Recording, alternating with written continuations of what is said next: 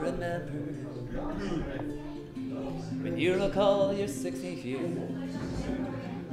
the horrid sound of helicopter gunships and the rumbling of tanks as they draw near, as the world went about its business and I burned another tank of gasoline. The Dow Jones lost a couple of points on that day when you were crying in the city of Jenin. Did they even give your parents warning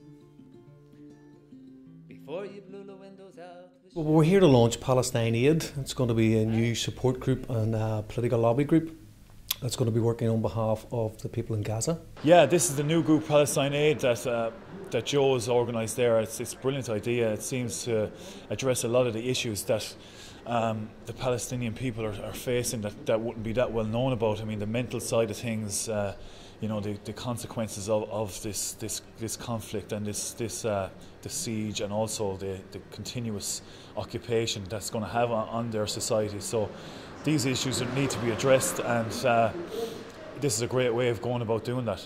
Last year on the 31st of May, there was a humanitarian aid convoy on its way to Gaza, and it was intercepted by the Israeli Navy, and 9 activists were killed, and it had a profound effect on me. And I said, what can I do? You know, what can I do here? This group is set up to provide aid for the Palestinian people who are suffering as a result of Israeli occupation and brutality. It's just not about aid, it's about raising political awareness as well. Empires across history, they know if they don't dominate militarily this area of the southern Mediterranean, they cannot sustain their empire. And this is the lesson the British learned as well in the early 19th century, 20th century as well. By keeping a foreign body in Palestine, they can dominate the Arab world as a strategic area, and they can control the whole of Europe. Since then they establish Israel as a function state to do that for them, and they can loot as well the wealth of the Arabic people as oil and their minerals, and try to use them as a cheap labor and to deny them their liberties and to keep them under control. Palestine is the focal point of injustice worldwide, and the Palestinians are subjected to the Zionist occupation and intimidation of imperialist powers.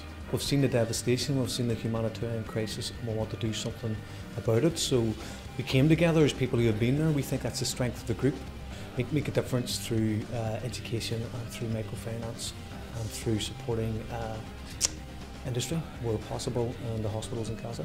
And we established James Connolly Surgical Unit in Gaza, which was sponsored by Irish trade unions and Irish people, 50% of the cost of it, and some Palestinians as well fit the other 50%.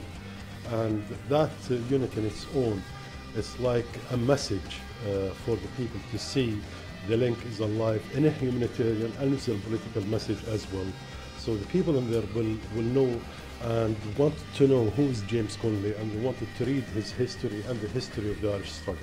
I've seen the need for the solidarity that you know, that the Palestinian people enjoy, and a group like this here is made up of a lot of very dedicated people who, like myself, have been to Gaza and have seen what I've seen, and you know, through seeing that, they've got an understanding of what direction their group wants to be going in. The various projects that they have in the pipeline for doing in Gaza are immense and amazing, and I'm very proud to be a very vocal supporter, and will try to do whatever I can with them. And it's going to make big differences for the people in Gaza for sure, to show that there's people on the outside of the world that really care that much to go there and to initiate these projects that they've been talking about. It was an opportunity to get involved in just raising awareness and trying to contribute to the Palestinian people and their situation at the moment, which is pretty dire. I just learned about it through Joe Gilmartin, and it's something I've always wanted to get involved in. I just recently finished playing professional rugby, and you don't get a chance to do as much as you'd like to with with that side of things. So I'm delighted that this opportunity came up, and hopefully we can contribute to improving the lives of Palestinian people.